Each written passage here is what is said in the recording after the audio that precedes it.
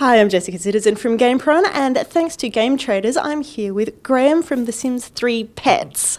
So, we checked out the game at EA. What has changed in the few months since? Well, so when you saw the game at E3, we were doing a lot of stuff with Create a Pet, kind of showing off the options that you could use to, make different cats and dogs and horses. So really a ton has changed in the last few months. From what you'll see today and what our fans have been playing over the last couple of weeks as we've toured around different sections of the world, the whole game has opened up. You can go in, you can play as your animals. You'll see that they have personalities and different traits that really bring out the different ways that they interact with Sims and behave.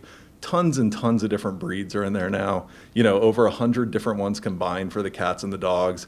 Lots of horses to choose from. So we've opened up this whole new world of possibilities for our players.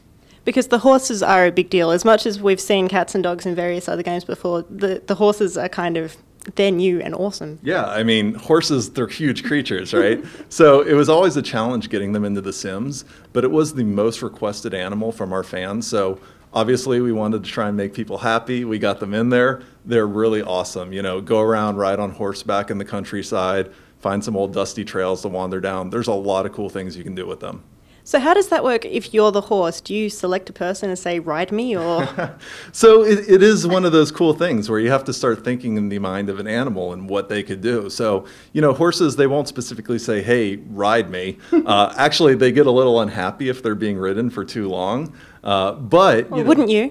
Yeah, I know, right? But for the animals, they can go up to Sims and kind of beg for attention, ask for food. So they'll nuzzle up to the Sims for a horse, and they are very sweet about it. Or if you have some kind of aggressive, ornery traits on them, they might go up and they might kick a Sim. You never know what's going to happen. But it's really thinking about what an animal could potentially do, and then allowing that choice for our players. So allowing that, obviously, the idea of The Sims is to play as the various characters and the various creatures.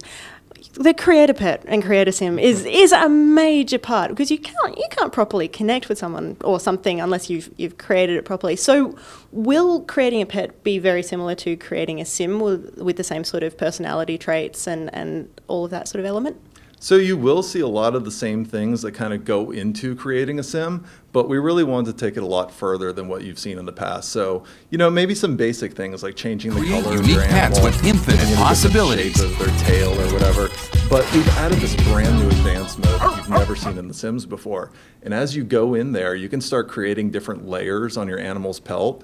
Add some different spots, change the colors of each individual section. You can rotate, resize, do absolutely everything.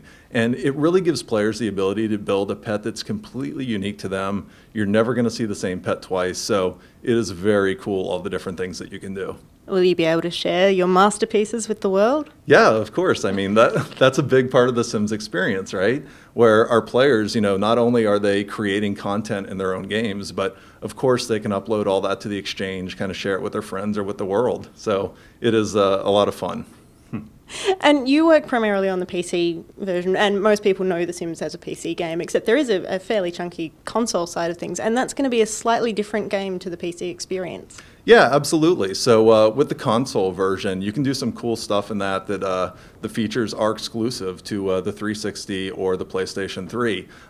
Things like careers for the animals, and maybe a dog goes out and becomes a police dog. Are they realistic dog careers, or can you have a dog that suddenly becomes a wonder journalist? Is my Sim job in jeopardy? No, nothing too crazy. Just some unique ways for them to really contribute to the household. But finally, there's other cool stuff. I mean, for console players, we have this idea of mysteries that you can go out and solve. And I think for console players who are a little newer to the whole Sims experience, it's a great way to kind of introduce them to new content within the game and get them to discover all the different things that you can do within the Sims while having fun on this kind of adventure that they're going on. And of course, karma powers are back.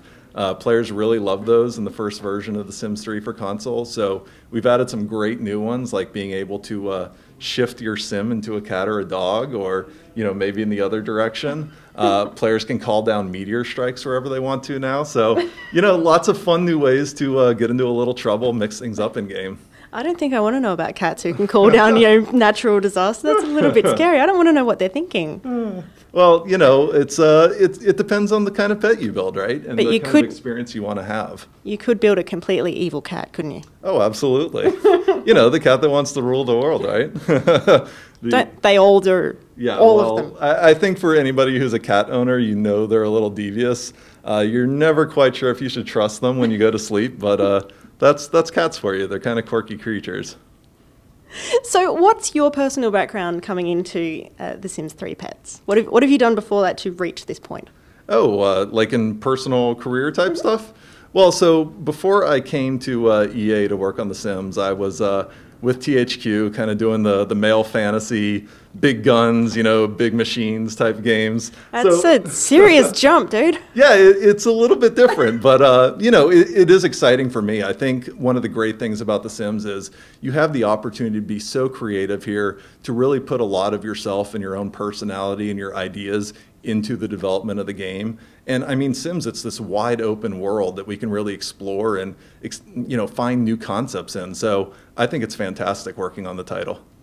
So, do you think that there's what sort of future do you see for the pets? Do you see them spinning off into their own game and then taking over the world like that? Well, you know, honestly, I think Pets is really a natural extension of the Sims franchise where, of course, players have had their own families that they've gone through and played with now.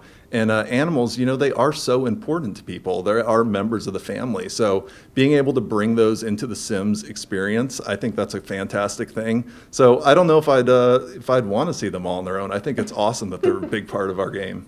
One thing that I was just thinking about, you're saying about how people have their Sims families and how they've grown up, and there's the amazing fan communities who have their generation projects where you start off with a teenager and you raise them, and then they have dynasties worth of families. Yeah. So would I be able to do that with my dog? Yeah, so one of the really cool things about the pets is, of course, they can woohoo. So they can breed as well. And when your animals do that, we have this whole genetic system and crazy technology underneath the hood that goes into their offspring and, you know, what actually pops out. So you can, carry on different markings from the animals. You can crossbreed different, breeds of cats or dogs and kind of see what result you get. And skills and traits will actually carry down to the children as well. And it goes so in depth that you might even see certain things skip a generation. So maybe they inherit it from their grandparents instead. So there's a lot of fun stuff in there for players to discover. That sounds amazing. And how long do we have to wait before we can get our hands on this? Well, it's going to be October 20th here in Australia and October 21st in New Zealand. So we're very excited for players to go pick it up next month.